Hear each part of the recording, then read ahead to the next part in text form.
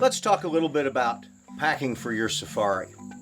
You're probably going to have three basic pieces of luggage. You're going to have a carry-on bag, you're going to have a main duffel bag, and of course you're going to have a gun case. Now, I always take a computer bag as well as a second carry-on, and I work a little bit along the way, but ideally you should be able to get by with one good-sized carry-on and a duffel bag and a gun case. So let's look at each one in turn.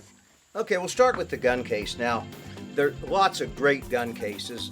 I prefer the plastic, the polymer, because I think they're just as strong as the metal and they're not quite as heavy. This is a Pelican, but there's many great brands. You just want to make sure that the latches are very, very secure. I like this one because it latches both on the sides and on the end. For a one rifle safari, it's pretty hard to beat the good old 375. This is a CZ 550. Optics are loopholed. I've got a VXR 2-7, and then it's got detachable Alaska rings, and I've also got a second scope, a loopholed 1-6 that is already set in rings and ready to go. I carry my shooting sticks. These are from African Sporting Creations. They're my favorites. It's a good place for a knife. This is the Boddington blade that's made by Anza. A small Otis cleaning kit. Fantastic. Got really everything you need right there, not much bigger than your hand. I put my sling in there. My favorite is from Trader Keith. This is canvas webbing, has a little bit of rubberized here so it doesn't slip on your shoulder. Very, very comfortable, very sturdy. I've used them for years. And a gun tool.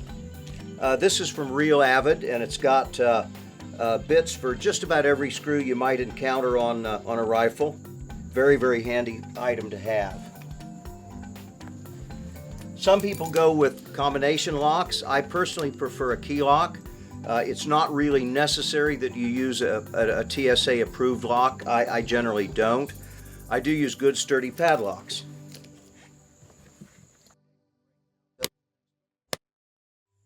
For a carry-on, I use a day pack. This is a day pack from Sitka Gear in Montana. I tell you what, I've gone through a lot of day packs. This one is really comfortable, and it holds really everything that you need. But the important thing about your carry-on is you have to pack it as if this is the only item you're going to receive. So if there's anything that you absolutely can't live without, then you better put it in your carry-on, whether you use a day pack or a different kind of carry-on. So for instance, prescription medications. These you absolutely have to have in your carry-on. Do not put them in checked baggage.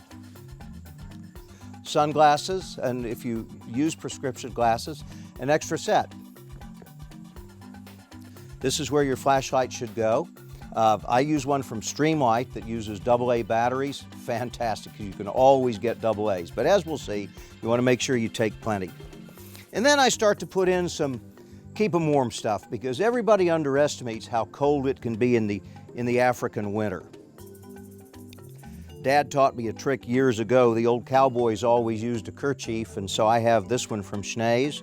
Lots of sources, but I use that to tie around my neck early in the morning.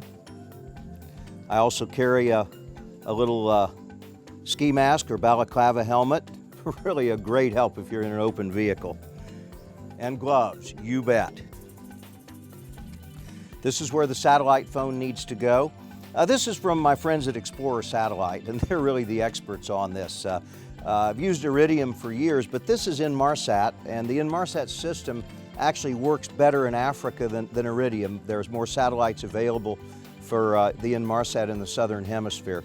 But a satellite phone is a great thing to have. Now, if you don't travel overseas a great deal, you really don't need to buy one. You can rent one very easily and just get the minutes that you need, but it is a great peace of mind to be able to know that you can check in at home, and if you have an emergency, you can talk your way out of it. Again, this is the bag you want to pack as if this is the only item you're gonna arrive with. So I usually carry an extra pair of socks, extra underwear, maybe an extra shirt, but I definitely am going to carry a hat in my carry-on. That's where the binoculars are going to go.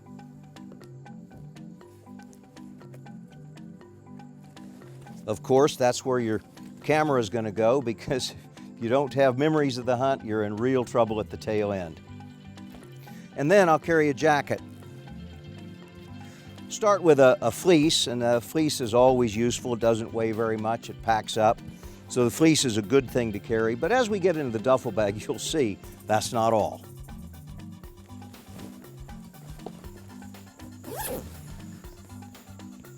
Choice of duffel bag really is important. You want something that's going to squish and squash a little bit so that you can get it onto light aircraft or in the back of the Land Cruisers, but you want something that's extremely tough and rugged. I really like the Beano bags from Red Ox. They've served me well for many, many years, and man, do they hold a lot of stuff. And that's really the secret, is you don't want to take too much. Obviously, you want to take what you need, but you don't want to overpack. You'll probably want to carry a toothbrush in your carry-on bag, but of course that's where your toilet kit is going to go. Today, you know, we've got so much great electronic gear, but it all uses power. This is a new gadget from Brunton that I got from Explorer Satellite, and this is a recharging system. With these cartridges, you can actually recharge your camera, your computer, anything that needs recharging you can do with this. Just uses a USB port. Plenty of batteries. Whether your gear uses AA or AAA or whatever, take plenty of batteries. They're very expensive in Africa.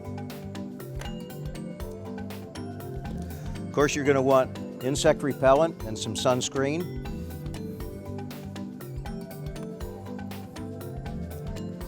And then your safari clothing. I'm going with Schnee's clothing, cotton canvas shirts and a really tight woven shorts. I like to wear shorts, but in southern Africa it can often be a little bit too cold, so I take some longs too. What you really ought to have is 3 sets of hunting clothes. They will do laundry every day, so theoretically you could get by with 2, but on a camp change day that's going to get awkward. So you really want 3 sets of hunting clothing. And once again, don't underestimate how cold it can be in the winter in southern Africa. In addition to the fleece that I carry in my day pack, I also use a wool jersey. We call them sweaters, they call them jerseys. And then a lightweight rain suit for an extra layer. Hey, it's probably not going to rain, but a lightweight rain suit is a great windproofer if you're riding in the back of the vehicle. For lounging around in camp, maybe some sweatpants and a sweatshirt, whatever you're comfortable in, but you absolutely want to do that, and a pair of really comfortable camp shoes that you can just wear around camp at night. And speaking of footwear, that's really important. You've got to have shoes that are absolutely comfortable. You don't need really aggressive boots. These are a new lightweight model from Schnee's that are just about the right height, just about the right weight, good soles for a variety of terrain. And then gaiters. These are really great for keeping the seeds and sand out of your boots. But whatever you use, make sure they're really comfortable and well broken in. I always carry a floppy hat, keep the sun off of me, but I also carry an extra cap too, because you know, at some point during the safari, it's almost certain that your cap's going to blow off somewhere along the way or you're going to lose it. So I carry extras. Here's something I'm doing now that I didn't used to do. I carry my ammunition in a secure lockable case. Now that is a requirement in South Africa if you're doing internal flights. They will actually ask you to lock your ammunition and check it separately. So what I do is I just pack it this way, I put it in my duffel bag, and then it's all ready to go. And if somebody wants me to take it out and check it separately, I can just take my little padlock right out of the case, lock it up, and away we go. But you really do want to do that. The rules for both firearms and ammunition are changing, so pay attention, but an extra lockable case for your ammo is a really important deal.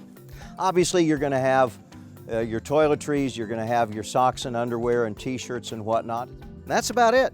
Boy, I've packed for a lot of safaris, and it really doesn't take me long anymore, but that's half the fun, is digging around and getting your gear out and making sure you have exactly what you need, but not too much.